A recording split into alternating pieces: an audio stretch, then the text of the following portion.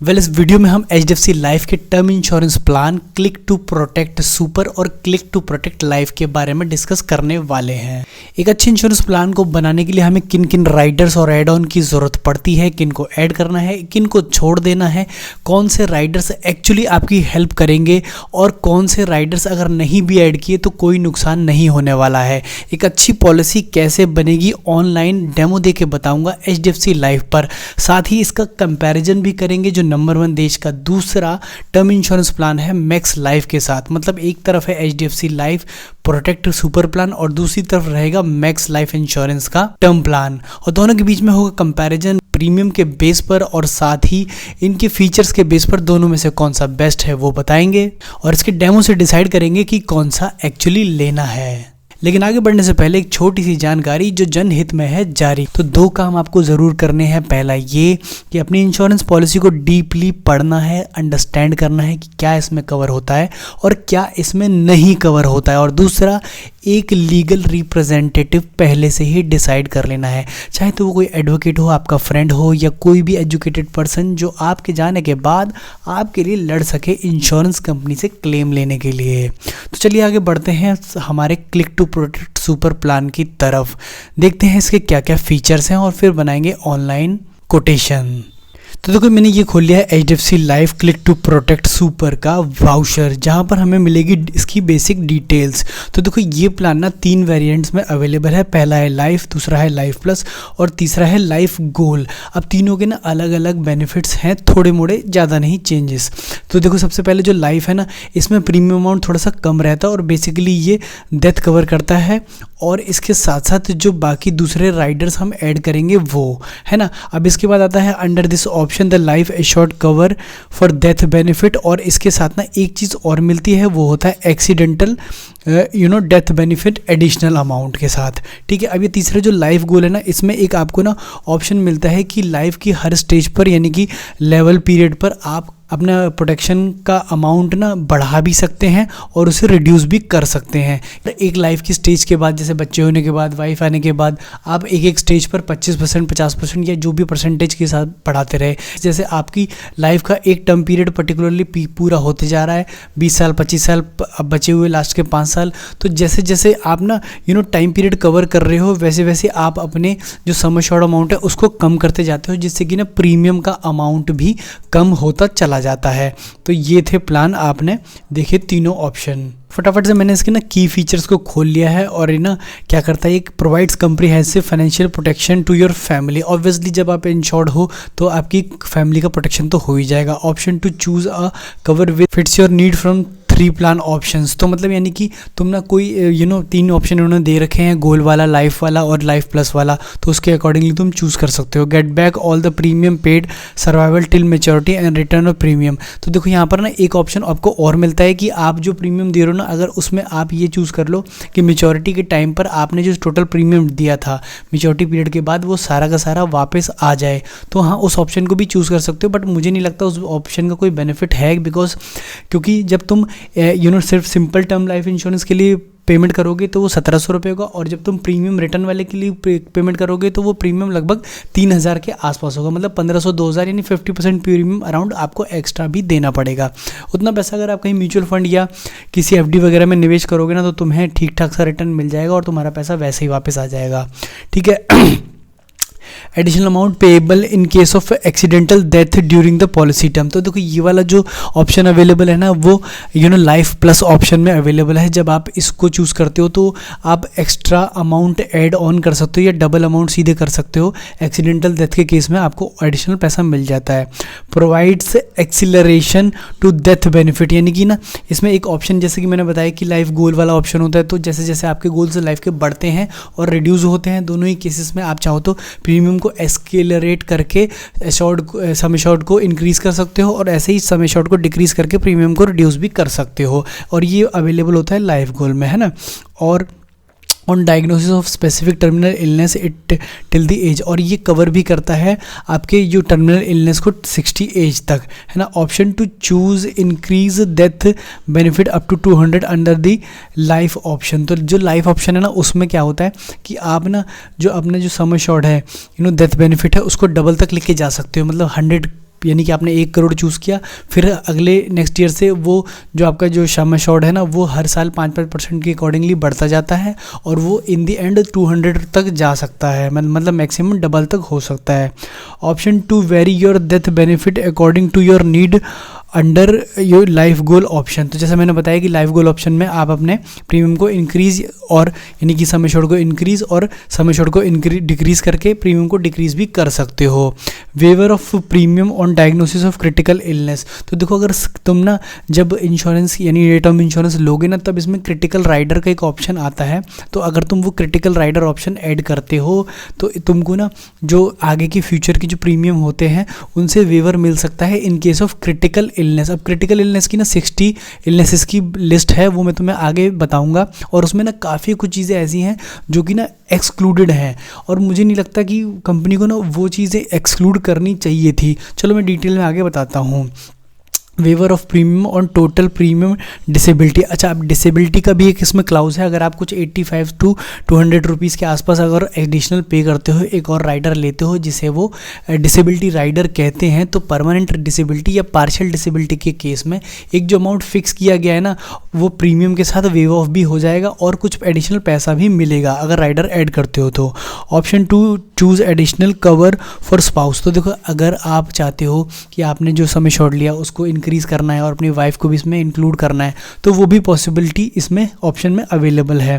तो option 2, receive death benefit in installment. तो देखो अगर आपका बच्चा जो है ना वो अभी माइनर ही है और आपको लगता है कि उसे ना एक साथ 1 करोड़ रुपया देना उसकी जान के ऊपर खुद से खतरा बना देने के बराबर है, तो आप चाहो ना उसे ये मंथली बेसिस पर भी रिसीव करा सकते हो। मतलब यानी कि एक तरह से एक सैलरी की तरह 30,000 35,000 या जो भी अमाउंट बनेगा वो हर मंथ उसको अगले 15-20 साल तक जितने भी टाइम पीरियड के लिए वो पैसा कवर होगा, है ना, वो इंस्टॉलमेंट में भी मिल सकता है। Option 2, financially protect your parents grand parents till the survival under parents secure option. तो देखो ऐसा है ना, जो तुम्हारा प्रीमियम जो तुम्हारा कवरेज है उसको ना तुम कई पार्ट में डिवाइड कर सकते हो सकता है कि तुमने अपने नॉमिनी अपने बच्चे को बनाया और तुम चाह रहे हो इसका कुछ 50% के अराउंड पार्ट तुम्हारी वाइफ को भी मिल जाए।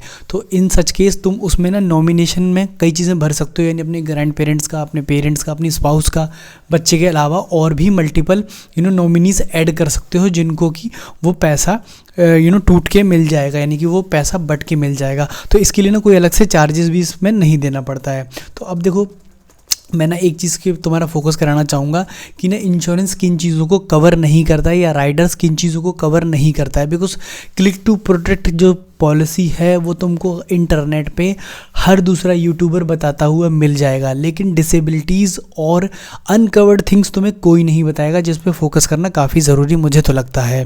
हाँ देखो, सबसे पहले बात करता हूँ, जब तुम एक डिसेबिलिटी राइडर की बात करते हो या किसी भी क्रिटिकल इलनेस के बारे में बात करते हो ना, तो सबसे पहले ना मैं एक छोटा सा एग्जाम्पल लेता हूँ कि परमानेंट पैरालिसिस ऑफ लिम्स यानी कि तुम्हारे हाथ पैरों के बारे में है ये। टोटल एंड इरिवर्सिबल यानी कि जो ऐसा पैरालिसिस जो वापस सही नहीं हो सकता है। लॉस ऑफ यूज़ ऑफ 2 और मोर लिम्स यानी कि 2 से ज़्यादा अगर आपके लिम्स काम नहीं कर रहे हैं ना, as a result of injury और disease of the brain spinal cord, किसी भी कारण से अगर आपके लिम्स काम नहीं कर रहे हैं, a special medical practitioner must be of the opinion that the paralysis will be permanent with no hope of recovery. मतलब यानी कि ये कह रहे हैं कि ऐसा कोई अगर लिख करके दे दे प्रैक्टिशनर कि भाई इसका जो पैरालिसिस है वो किसी भी हालत में ठीक ही नहीं हो सकता। ऐसा क्या पॉसिबल है कि कोई व्यक्ति, कोई मतलब डॉक्टर आपको ये लिख करके दे दे कि भैया पैरालिसिस जो इनको हुआ है उसकी रिकवरी 0% है, मतलब होगा ही नहीं ठीक। क्या कोई ऐसा दे सकता है क्या? तो यार ये टर्म्स कंडीशन किस तरह की कंडीशन है? ऐसा पहले तो कोई लिख कर नहीं देगा, है ना। अब देखो चलो ठीक है भाई, एक सर्टेन पीरियड के बाद अगर कोई लिख करके दे भी देता है तो अब इसमें भी ना बहुत सारे झोल पोल हैं। अब मैं दिखाता हूँ तुम्हें, लॉस ऑफ लिम्स वाला बताता हूँ। देखो अब लॉस ऑफ लिम्स में पता है ये क्या कहते हैं, हाथ और पैर दोनों के लिए फिजिकल सेपरेशन ऑफ 2 और मोर लिम्स। मतलब यानी कि अगर किसी व्यक्ति के हाथ इतनी बुरी तरह से कुचले जा चुके हैं या अब वो काम नहीं कर रहे हैं तो उन्हें उससे कोई मतलब नहीं है। लॉस ऑफ लिम्स में वो क्या इंक्लूड करते हैं, 2 और more limbs at above the wrist. मतलब यानी कि ये जो तुम्हारी हथेली है ना, रिस्ट, ये इससे ऊपर इससे ऊपर अगर मतलब नहीं है, वो कट के अलग हो गई है, यानी कि ये पार्ट अगर कट के अलग हो गया भैया, तो हम इसे डिसेबिलिटी नहीं मानेंगे। हम डिसेबिलिटी क्या मानेंगे, नी से ऊपर वाले को, यानी कि इसको तो हम डिसेबिलिटी में कवर करेंगे और इस वाले को नहीं कवर करेंगे। मतलब किसी व्यक्ति का अगर ये कट जाए या ये फुट भी साथ में कट जाए या दो इंटू 2 भी कट जाए, तो भी भैया हम इसको डिसेबिलिटी में कवर नहीं करेंगे, मतलब कोई क्लेम नहीं मिलेगा। यार ये ना थोड़ा सा तुम्हें पढ़ने की बहुत ज़्यादा ज़रूरत है, क्योंकि देखो ये इन्होंने कहा है रिस्ट और ankle level limbs are result of injury disease, this will include medically necessary amputation necessary by injury and diseases. ये यानी कि मतलब या तो किसी पर्टिकुलर एक्सीडेंट की वजह से हुआ या फिर हो सकता है मेडिकली उनको ज़रूरी था उतना काट के हटाना, तो इसलिए किया गया। The separation has to be permanently without any change of surgical correction, मतलब यानी उसमें सर्जिकल करेक्शन करके भी वो ठीक नहीं हो सकता, तब मानी जाएगी। Loss of limb resulting direct indirectly from self infected injuries. अब सेल्फ इन्फेक्टेड इंजरीज क्या होती हैं पता है, जब तुम ना जानते हुए भी कोई रिस्क ले बैठते हो किसी भी कारण से, जैसे कि मान लो तुम दारू पी के गाड़ी चला रहे थे और वहाँ पर तुम्हारी टक्कर हो गई, उसकी वजह से तुम्हारे हाथ पैर कट गए, तो वो भैया ये इंक्लूड नहीं करेंगे, है ना, क्योंकि तुम अल्कोहल की कंडीशन में थे और तुम्हें गाड़ी नहीं चलानी चाहिए थी। ऐसे ही तुम माउंटेनिंग कर रहे थे, तुम हिमाचल में जाकर के टूर वगैरह पर थे और तुम वहाँ मज़े मार रहे थे और तुम अचानक ऐसा तुम्हारे संग कोई एक्सीडेंट होता है जिसमें तुम्हारे हाथ पैर कट जाते हैं, तो वो भी ये इंक्लूड नहीं करेंगे। अब ये भी ना लिखा हुआ है इनके उसमें कि भैया ट्रैकिंग, हाइकिंग, जंपिंग, ट्रैवलिंग में जो तुम्हारा एडवेंचरस एक्टिविटीज़ में जितने भी एक्सीडेंट्स होते हैं वो सारे इंक्लूड नहीं किए जाएंगे और वो डिसेबिलिटी वगैरह के राइडर में नहीं आएंगे, है ना। ना तो प्रीमियम का वेवर मिलेगा और ना ही क्लेम मिलेगा। ऐसा मैं नहीं कह रहा हूँ, ऐसा आप पढ़ लेना, मैंने तो पढ़ा था, ठीक है। अब आपकी बारी है। तो ऐसे ही ना एक और मैं चीज़ देख रहा था ना, ओपन हार्ट रिप्लेसमेंट वाली। देखो ओपन हार्ट रिप्लेसमेंट और रिपेयर ऑफ हार्ट वाल्व्स। अब देखो ना किसी के हार्ट में भी क्या प्रॉब्लम होती है, या तो हार्ट अटैक आता है या फिर ना उसका जो एक वो ना वाल्व होती है ना वो सिकुड़ जाती है। अब उस वाल्व में ना उसको थोड़ा सा एक्सटेंड करने के लिए ना डॉक्टर पता है क्या करते हैं, बलून डालते हैं। देखो अब ये है वो बलून की फ़ोटो जो मैं तुम्हें दिखाना चाहता हूँ।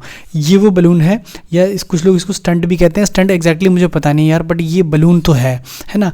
अब इस बलून को भी ना ये कवर नहीं करते। अब देखो ये कहाँ लिखा है भाई, तो ये लिखा हुआ है यहाँ पे, मैं तुम्हें दिखाता हूँ, बलून वोलोटोमी वोलोप्लास्टी आर एक्सक्लूडेड, मतलब यानी कि ओपन हार्ट रिप्लेसमेंट में ये चीज़ कवर नहीं होगी। तो ये ना दिखाने का मेरा ऑब्जेक्टिव तुमको सिर्फ इतना ये है कि तुम जो भी राइडर ले रहे हो, जब भी कोई इंश्योरेंस पॉलिसी ले रहे हो, चाहे इवन हेल्थ इंश्योरेंस की पॉलिसी क्यों ना लेते हो, डिसेबिलिटी यानी क्रिटिकल इलनेस कवर्स ले रहे हो, तो ना तुम्हें पता होना चाहिए कि क्या चीज़ कवर है और क्या चीज़ नहीं कवर है। इसे तुम डिटेल में पढ़ना, मैं तो सिर्फ एग्जाम्पल के लिए छोटी छोटी चीज़ें तुम्हें बता रहा था, है ना।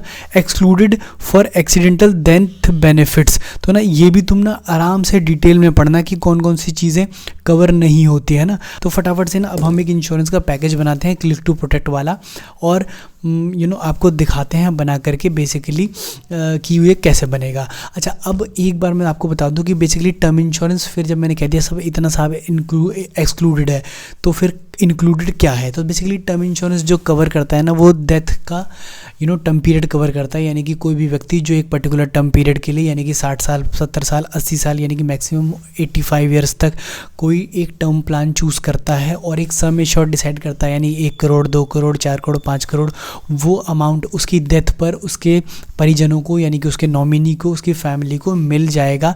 इन केस वो डेथ नेचुरल होती है, नेचुरल हज़ार्ड से होती है, गॉड एक्ट ऑफ गॉड से होती है, या फिर क्या बोलते हैं एक्सीडेंट से होती है, कोविड से होती है, या फिर और किसी प्राकृतिक आपदा से होती है ना। तो ये चीज़ें इसमें कवर होती हैं बेसिकली, लेकिन इसमें कुछ चीज़ें हैं लाइक दंगा वंगा, ये सब चीज़ें कवर नहीं होती होंगी, इसे आप डिटेल में पढ़ लेना, ठीक है। अब फटाफट से इंश्योरेंस की एक पॉलिसी बनाते हैं हम। डिटेल्स में फटाफट से भर लेता हूँ। ये मैं आ गया हूँ HDFC क्लिक टू प्रोटेक्ट की लाइफ की पॉलिसी वाले पेज पर, और मैंने ना डिटेल्स पहले से भर दी है। यहाँ पे first name, last name, male, और इसके बाद ये मेरी डेट ऑफ बर्थ, सब कुछ मैंने पहले से डाल के रखी है आपके लिए। और ये मैं ना ऑनलाइन इंश्योरेंस ले रहा हूँ, लेकिन आपको मैं बता दूँ कि आप पहले ऑनलाइन से प्रीमियम इसका चेक कर लेना, उसके बाद आप अपने किसी एजेंट से, जो कि जिसे आप अच्छे से जानते हो, उससे सेम प्रीमियम पर ये पॉलिसी डिमांड करना। देखो अगर आप ऑफलाइन लोगे तो अगर और वो पर्सन आपकी जानकारी का है तो वो हो सकता है आपकी क्लेम में थोड़ी हेल्प कर दे। तो आप ऑनलाइन इसे चेक करें, प्रीमियम को कैलकुलेट करें और इतने ही प्रीमियम पर अपने इंश्योरेंस एजेंट से इस पॉलिसी को डिमांड करें। तो फटाक से मैं मार देता हूँ क्लिक बटन पे प्रेस, और हम देखते हैं कि कितने का बन के आता है ये इंश्योरेंस।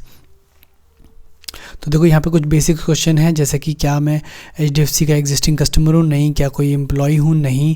क्या मेरा कोई रिलेटिव वहाँ पे काम कर सकता है, नहीं करता है, नहीं। सब कुछ को नहीं करके अब मैं अपने स्टेटस को डाल देता हूँ कि हाँ जी मैं मैरिड हूँ। फटाफट से मैंने नेक्स्ट बटन पे क्लिक किया और अब देखते हैं कि प्लान कितने का बन के आएगा। तो डिटेल डालने के बाद आप देख पा रहे होंगे कि प्रेजेंटली यहाँ पर एक पॉलिसी का लगभग कोटेशन बनकर आ गया है। तो सबसे ऊपर है यहाँ पर लाइफ प्लस प्लान, और उसके बाद है ये लाइफ प्लान, और इसके बाद है ये लाइफ गोल प्लान। तीनों के बारे में मैं आपको समझा चुका हूँ कि कैसे कैसे ये तीनों वर्क करते हैं। तो बेसिकली जो सबसे इसमें कम प्राइस का प्लान है वो ना लाइफ प्लान ही है। तो सबसे पहले मैं लाइफ प्लान पर ही क्लिक करके आपको दिखाता हूँ।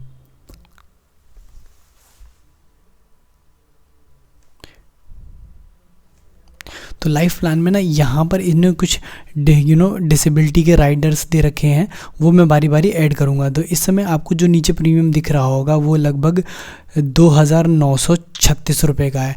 तो ना अब इस प्रीमियम को ना हम कम करते हैं अपने सम एश्योर्ड को कम करके। तो सबसे पहले मैं क्या करता हूँ, सम एश्योर्ड का जो 1 करोड़ का अमाउंट है उसे मैं 50 लाख कर देता हूँ। अब इसको कम करने का रीज़न ये है कि देखिए 50 लाख रुपए ना एक सफिशिएंट अमाउंट होता है एक मिडिल क्लास पर्सन के लिए, जिसकी लगभग 30 से 35 हज़ार रुपये तक की सैलरी है ना। तो वो अगर इतना भी अपने परिवार को कवर कर दे तो भी उसके लिए बुरा नहीं है। तो फटाफट से जो प्रीमियम का टर्म है ना वो भी कम कर देते हैं, क्योंकि मैंने जो एज ली थी वो 37 ली थी और मैं एक्सपेक्ट कर रहा हूँ कि 35 तक ये मैं प्लान चलाना चाहता हूँ। तो अब मैंने 35 इयर्स तक के लिए प्लान चूज़ कर लिया और 35 ही मैंने प्रीमियम पेमेंट का टर्म रख लिया है ना, और प्रीमियम मैं दूंगा मंथली बेसिस पर। तो अब देखो ये जो करेंटली ना 1425 रुपये का प्लान बन के आ रहा है। अब ये जो प्लान ना प्योरली टर्म इंश्योरेंस है, मतलब यानी कि इसमें अभी कोई भी डिसेबिलिटी राइडर नहीं है, यानी कि सिर्फ लाइफ को कवर करेगा। किन इवेंट्स पर, एक्सीडेंट पर, नेचुरल डेथ पर, कोविड डेथ पर, कहते हैं नेचुरल हजार्ड वाली डेथ्स के ऊपर, यानी कि प्राकृतिक आपदा की वजह से जो डेथ्स होती हैं और बाकी डिजीज से रिलेटेड डेथ्स को, है ना। तो ये अभी एक प्योरली टर्म प्लान है। अभी देखो तुमने देख लिया इसका जो प्रीमियम आ रहा था वो लगभग 1425 रुपये आ रहा था। अब फटाफट से हम ये ना मैक्स लाइफ का टर्म प्लान और देख लेते हैं। सेम डिटेल्स मैंने रखी हुई हैं और फटाक से मैं इसको भी कैलकुलेट कर लेता हूँ कि ये प्लान कितने में ऑफ़र करते हैं। तो यहाँ मैंने फटाफट से डिटेल भर दी है और अब देखते हैं कि ये कहाँ पहुँचता है, किस अमाउंट तक। तो फटाफट से देखिए ये है अपना मैक्स लाइफ का टर्म प्लान, जो कि 50 लाख रुपए मुझे रिकमेंड कर रहा है, 50 लाख का टर्म प्लान। और इसमें जो पीरियड मैंने सेलेक्ट किया है ना वो मैं 70 कर लेता हूँ। तो ये लगभग 1145 रुपये लेता है, जो कि मुझे लगता है कि रीजनेबल भी है और थोड़ा कम भी है अपना HDFC से। तो HDFC लेता है 1425, जबकि ये 1145 रुपये लेते हैं। तो लगभग इन दोनों के बीच में 300 रुपये का डिफरेंस है। 300 रुपये मंथली, यानी कि जब इसे मैं मल्टीप्लाई करता हूँ 1 साल के प्राइस से तो 3600 रुपये 1 साल का बन जाता है और 30 साल के लिए ये बन जाएगा लगभग 1,20,000 रुपये का डिफरेंस। तो ठीक है, ये अमाउंट डिफरेंशियल दिखाई दे रहा है। अब ना दोनों में ही ना राइडर्स के बेसिस पर बेसिकली आपकी कॉस्ट इंक्रीज़ करती है। तो सबसे पहले मैं देखता हूँ कि अपने पास कौन कौन से राइडर्स अवेलेबल हैं दोनों ही प्लान्स में। तो ना सबसे पहले मैं इसको आगे प्रोसीड करता हूँ। दोनों के ही क्लेम रेशियो ना लगभग सेम है, दोनों में ही हम पूरा बिलीव कर सकते हैं अगर आप प्राइवेट इंश्योरेंस में बिलीव करते हैं तो। तो diabetic, no I am not diabetic. तो अब देखिए ये मैं आ गया आपके क्रिटिकल इलनेस राइडर पे। तो एक्सीडेंटल डेथ कवर 50 लाख और एडिशनल आपको करना है, तो जो कि मुझे लगता है ज़रूरत नहीं है, तो इसको हमें हमेशा छोड़ देना है ना। अब हमें additional critical illness disability rider को ऐड करना है। तो वो ना, जैसा कि मैं यहाँ लेता हूँ 10 लाख रुपये का, तो मुझे 695 रुपये एक्स्ट्रा देने पड़ेंगे। तो इनका राइडर क्या कवर करता है, तो देखो जो मैक्स लाइफ इंश्योरेंस का ना critical illness and disability rider है वो एक कंबाइंड पैकेज में है। और यहाँ पर ना कुछ 64 डिजीज़ को इन्होंने कवर किया है, जिसमें मेजर माइनर डिजीज़ आप आराम से बैठ करके पढ़ सकते हैं, जिसमें कि परमानेंट डिसेबिलिटी, टोटल डिसेबिलिटी और आपकी जो है ना एक क्रिटिकल इलनेस कवर होती है, मतलब डिजीज़ कवर होते हैं, और जिसके लिए आपको लगभग 695 रुपये और देने पड़ते हैं। तो अगर मैं इसको ऐड कर देता हूँ तो ये प्रीमियम बन जाता है लगभग 1839 रुपये का, है ना। अब यहाँ से हम प्रोसीड करेंगे इसके लिए, लेकिन हम क्योंकि क्लिक टू सुपर प्लान पर हैं, यानी कि HDFC के प्लान पर हैं, तो हम अब इसके राइडर्स को देखते हैं। तो देखो ये जो है ना death benefit as installment option, तो देखो इसको सेलेक्ट करें ना करें कोई फ़ायदा नहीं है, इंस्टॉलमेंट में क्यों लेना पैसों को। अब रिटर्न ऑफ प्रीमियम ये भी हम नहीं सेलेक्ट करेंगे, बिकॉज अगर हम इसे सेलेक्ट करते हैं तो हमारे को 1623 रुपये और देने पड़ेंगे, और इसका सिर्फ इतना बेनिफिट है कि आपको सारे के सारे प्रीमियम्स वापस हो जाते हैं, तो इसको भी अवॉइड करना है। Waiver of premium of 68 critical illness, तो अगर मैं ये ना 189 का वाला क्रिटिकल इलनेस वाला प्लान ले लेता हूँ, तो मुझे इतना लेने पर जो मैं प्रीमियम पेमेंट करूँगा वो वेव हो जाएगी। तो देखो क्रिटिकल इलनेस के केस में हम बेटर है कि क्रिटिकल इलनेस को कवर करें, ना कि सिर्फ प्रीमियम को। तो अगर मैं चलो इसको सेलेक्ट कर ही लेता हूँ कि इन्होंने ना इसको दो पार्ट में तोड़ा हुआ है कि एक तरफ तो आपका भी प्रीमियम ऑफ किया जा सकता है, और एक तरफ वो जो डिसेबिलिटी है ना उसको या उस क्रिटिकल इलनेस को कवर करेंगे। तो ठीक है, मैंने इसको सेलेक्ट कर लिया। अब आगे देखते हैं, स्पाउस कवर के बारे में बात कर रहे हैं, लाइफ स्टेजेस के बारे में बात कर रहे हैं। तो अब देखो ना यहाँ पर थोड़ा सा लोगों को कन्फ्यूजन हो सकता है। स्पाउस कवर के बारे में जब ये बात कर रहे हैं ना, तो ये एडिशनल 25 लाख रुपीज़ नहीं दे रहे। एक्चुअली ये कह रहे हैं कि जो आपका जो सम एश्योर्ड है उसी में से बांट करके वाइफ को और दे दिया जाएगा, मतलब इसके लिए कोई एडिशनल पैसा नहीं मिलेगा, आप ही के सम एश्योर्ड को दो पार्ट में तोड़ दिया जाएगा। ठीक है, तो इसमें यहाँ कन्फ्यूज ना हो, क्योंकि इसको देने का तरीका थोड़ा सा मुझे गलत लगा, है ना। अब आगे बढ़ते हैं, अगर हम प्लान में, तो हम ये देखेंगे कि हमारे पास कौन से राइडर्स अवेलेबल हैं। तो फटाफट से अपनी एजुकेशन क्वालिफिकेशन को मैं सेलेक्ट करता हूँ, पोस्ट ग्रेजुएट, और ऑक्यूपेशन में सैलरीड सेलेक्ट कर लेता हूँ, इंडस्ट्री टू विच, तो मैं देखो सी का आगे का प्रोसीजर, जिसमें कि अब यह आ गए अपने क्रिटिकल इलनेस वाले राइडर्स जो हम ऐड कर सकते हैं। तो सबसे पहला है पर्सनल एक्सीडेंट कवर। तो अगर आप ना 132 रुपये और देते हो तो आप 10 लाख रुपए का ना ये वाला कवर पा सकते हो, यानी कि 10 लाख रुपए अगर एक्सीडेंट के केस में टोटल एक्सीडेंटल परमानेंट डिसेबिलिटी अगर होती है तो 10 लाख रुपए तक और मिल जाएंगे। तो इसको कवर को लेने की ज़रूरत नहीं है, ऑलरेडी 50 लाख का अपने पास इंश्योरेंस है, एक्सीडेंट कवर है अपने पास। लेकिन हाँ, वो हेल्थ इंश्योरेंस नहीं है। लेकिन हाँ, एक्सीडेंटल डिसेबिलिटी कवर में आपका पर्सनल एक्सीडेंट भी कवर हो जाता है। तो ये जो 84 रुपीज़ में ना एक्सीडेंटल डिसेबिलिटी कवर आ रहा है, वो हमें ज़रूर ऐड करना चाहिए।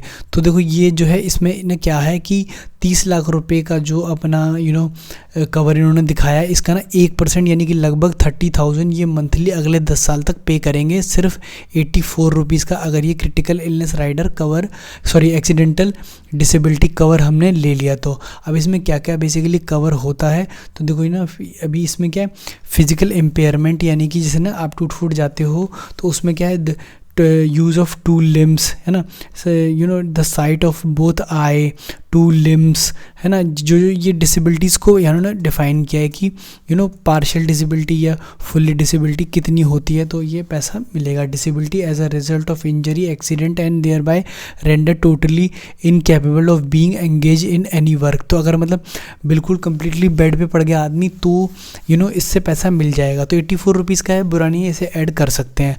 लेकिन जो क्रिटिकल इलनेस की बात हो रही थी वहाँ पर, यानी कि मैक्स लाइफ में, और अब बात हो रही है यहाँ HDFC में, तो दोनों के ही ना कवर्स को देखते हैं। तो ये जो आपको दिख रहे हैं ना, ये वो बीमारियां हैं जिनको इन्होंने क्रिटिकल इलनेस राइडर में कवर किया है। तो मुझे लगता है ना कि आपको इसका ना ब्राउशर डिटेल में जाकर के पढ़ना चाहिए और इन बीमारियों के अगेंस्ट में कवर लेना है कि नहीं, वो डिसाइड करना चाहिए, क्योंकि इस 618 रुपीज़ को ऐड करने के बाद आपका जो प्रीमियम बनेगा वो लगभग 2316 रुपये का बनेगा, जबकि यही प्रीमियम आपको यहाँ मैक्स लाइफ में 1829 रुपये का पड़ रहा था। You should choose wisely. तो इसमें आपको और दूसरे लोगों से भी राय लेनी चाहिए कि आपको ये लेना है कि नहीं। अब देखो, क्रिटिकल इलनेस राइडर के बारे में तो मैं एक अपना ओपिनियन दे सकता हूँ कि अगर आपकी जगह मैं होता तो मैं कोई हेल्थ इंश्योरेंस करवा लेता इंस्टीड टेकिंग क्रिटिकल राइडर वाला ऑप्शन, क्योंकि अगर आप हेल्थ इंश्योरेंस करवाने जाते हो ना तो पूरी फैमिली का हेल्थ इंश्योरेंस लगभग 15 से 20 हज़ार रुपये में हो जाता है। अब इस हेल्थ इंश्योरेंस में लगभग 5 से 10 लाख रुपए तक का कवर मिलता है और हर तरह की बीमारियां कवर होती हैं, मतलब हॉस्पिटलाइजेशन कवर होता है 24 आवर्स से ऊपर का। तो 400 रुपये के प्रीमियम में बहुत ज़्यादा डिफरेंस होता ही नहीं, और कंपैरिजन मैंने आपको बता ही दिया, और प्रीमियम का कैलकुलेशन भी आपने देख ही लिया है। और वीडियो अच्छा लगा हो तो उसे लाइक करें और चैनल को सब्सक्राइब कर लें। तब तक के लिए थैंक यू सो मच।